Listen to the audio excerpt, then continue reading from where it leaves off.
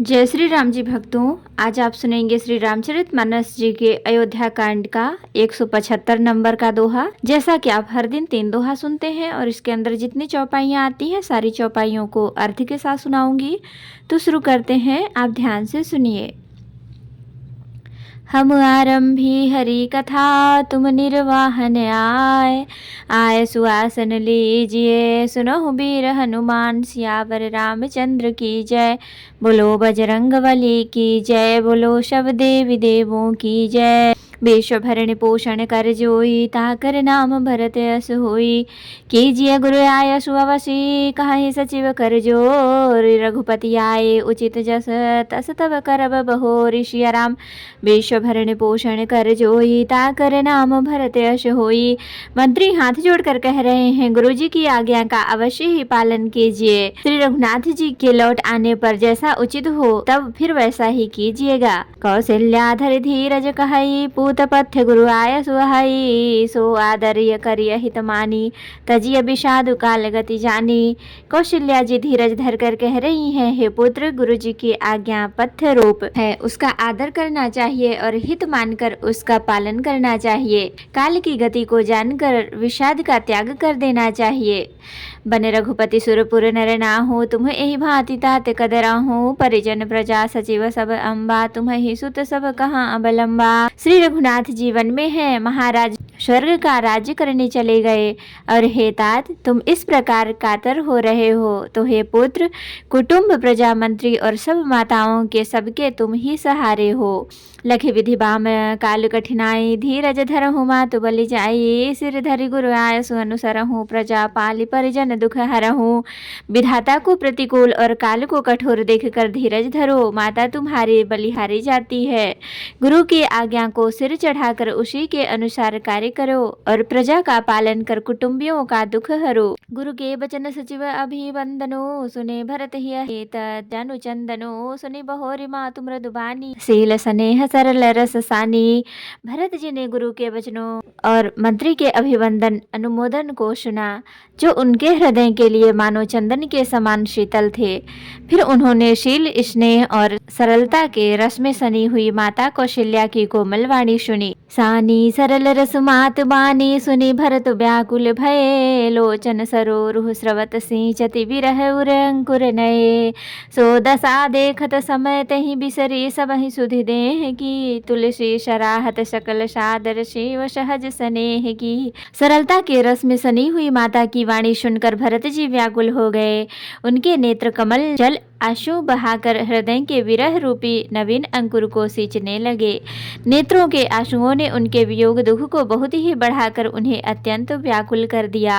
उनकी वह दशा देखकर उस समय सबको अपने शरीर की सुध भूल गई। तुलसीदास जी कहते हैं, स्वाभाविक प्रेम की सीमा श्री भरत जी की सब लोग आदर पूर्वक सराहना करने लगे। भरत कमल कर जोरी, धीर धुरंधर धीर धरी। वचन में जन बोरी, देत उचित उत्तर सबहि। धैर्य धुरी को धारण करने वाले भरत जी धीरज धरकर कमल के समान हाथों को जोड़कर वचनों को मानो अमृत में डुबोकर सबको उचित उत्तर देने लगे। मोहि उपदेश दीन गुरुनी का, प्रजा सचिव सम्मत सबहि का। मातु उचित धरि आय सुदीन्हा, अवसि शीस धरि चाहौ कीन्हा। गुरु जी ने मुझे सुंदर उपदेश दिया, फिर प्रजा मंत्री आदि सभी को यही सम्मत है। माता भी उचित समझाकर ही आज्ञा दी है और मैं भी अवश्य ही उसको सिर चढ़ाकर वैसा ही करना चाहता हूँ। गुरु पितु मातु स्वामी हित बानी, सुनि मन मुदित करिय भली जानी। उचित की अनुचित किए विचारु, धर्म जाय सिर पातक भारू। क्योंकि गुरु पिता माता स्वामी और सुहृदय मित्र की वाणी सुनकर प्रसन्न मन से उसे अच्छी समझकर करना मानना चाहिए। उचित अनुचित का विचार करने से धैर्य जाता है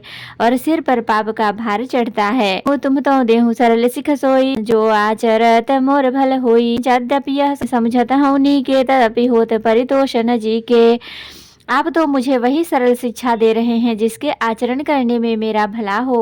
अद्यपि मैं इस बात को भली भांति समझता हूँ, अद्यपि मेरे हृदय को संतोष नहीं होता। अब तुम विनय मोरे सुन ले हो, मोहि अनुहरत सिखावन देहु। ऊ तौ देहु क्षमा अपराध हो, दुखित दोष गुण गण न साधु।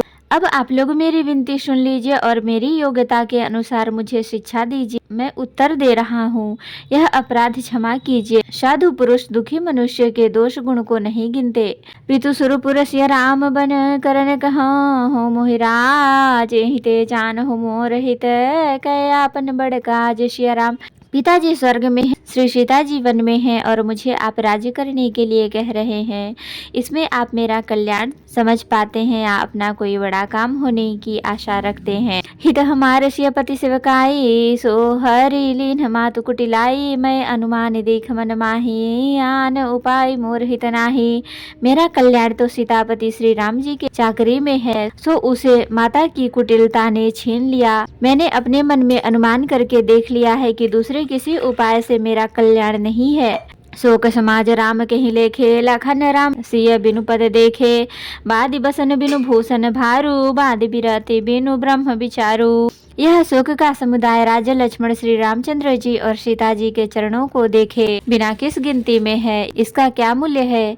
जैसे कपड़ों के बिना गहनों का बोझ व्यर्थ है, वैराग्य के बिना ब्रह्म विचार व्यर्थ है। सरुज शरीर बादि बहुभोगा, बिनु हरि भगति जाप जग जप जोगा। जाय जीव बिनु देह सुहाई, बादि मोर सब बिनु रघुराई। रोगी शरीर के लिए नाना प्रकार के भोग व्यर्थ हैं, श्री हरि की भक्ति के बिना जप और योग व्यर्थ है। जीवन के बिना सुंदर देह व्यर्थ है, जैसे ही श्री रघुनाथ जी के बिना मेरा सब कुछ व्यर्थ है। जाऊं राम पहिया सुदेहूं, एक हिया कमो रहते हूँ। मोहि द्रप करी भले आपन चाहूं, सोई स्नेह जड़ता बस कहूँ।